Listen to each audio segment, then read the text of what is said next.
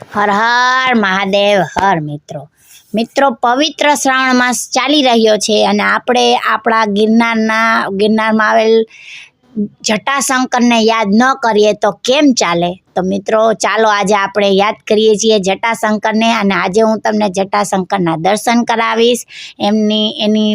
મારી પાસે જે કંઈ પણ માહિતી છે એ પણ હું તમને જણાવીશ.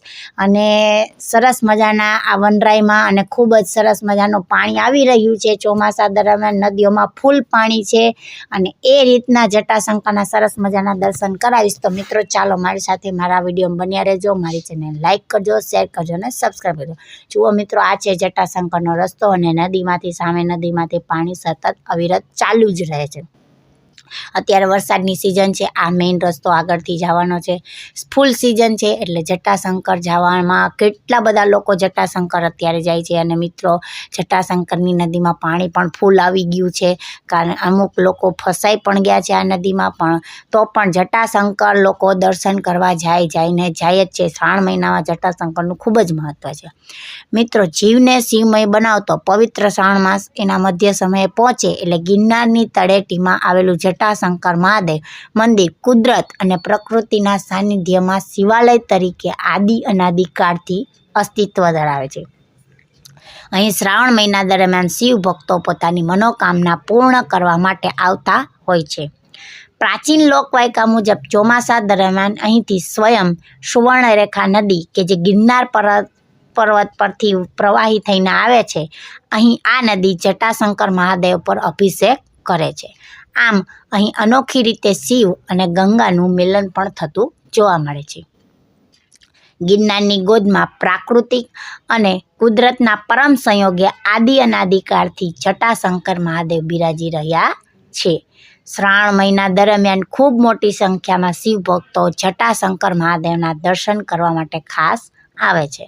કુદરત અને ગિરનારની પહાડીઓની વચ્ચે બિરાજતા જટાશંકર મહાદેવના દર્શન શ્રાવણ મહિનામાં પ્રત્યેક શિવ ભક્ત માટે મહત્વપૂર્ણ માનવામાં આવે છે.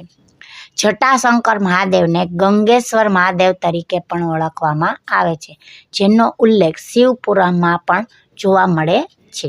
અહીં ગિરનાર પર્વત પરથી પ્રવાહિત થતી સુવર્ણરેખા નદી કે જે ગુપ્ત ગંગાના નામથી પણ ઓળખાય છે, તે ચોમાસા દરમિયાન સ્વયં મહાદેવ પર જળનો અભિષેક કરે છે, જેથી શિવાલયને ગંગેશ્વર શિવાલય તરીકે પણ ઓળખાય છે.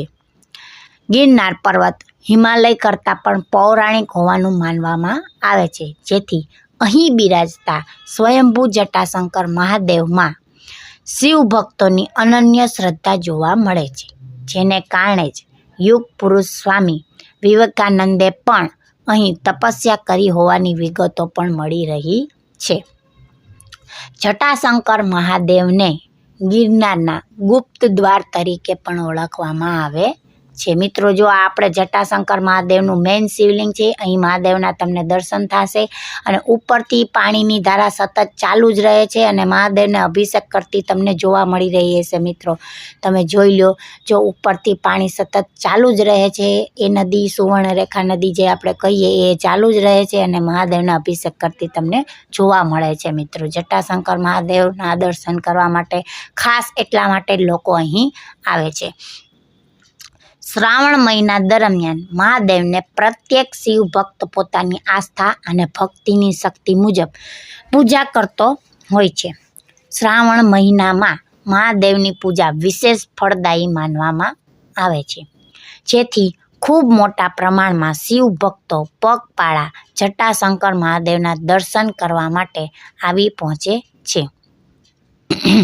માન્યતા અનુસાર ગિરનાર પર્વતમાં 4 ગુપ્ત પ્રવેશદ્વાર હોવાનો ઉલ્લેખ કરવામાં આવ્યો છે, જે પૈકી જટાશંકર મહાદેવને એક ગુપ્ત પ્રવેશદ્વાર તરીકે પણ ઓળખવામાં આવે છે.